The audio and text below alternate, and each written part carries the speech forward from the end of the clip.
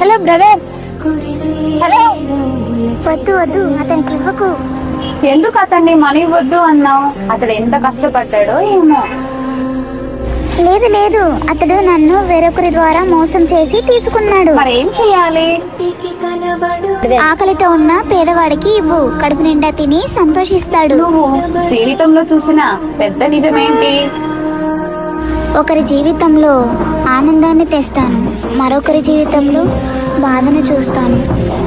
ఎప్పుడు బాధ కలిగింది?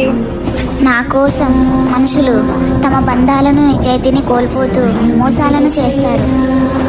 నీకు సంతోషం ఎప్పుడు వేసింది?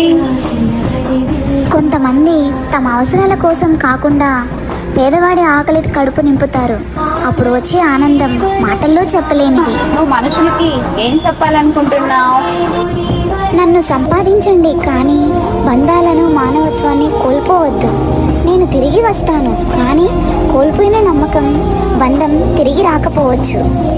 మరి మీ ఒపీనియన్ కామెంట్ చేయండి.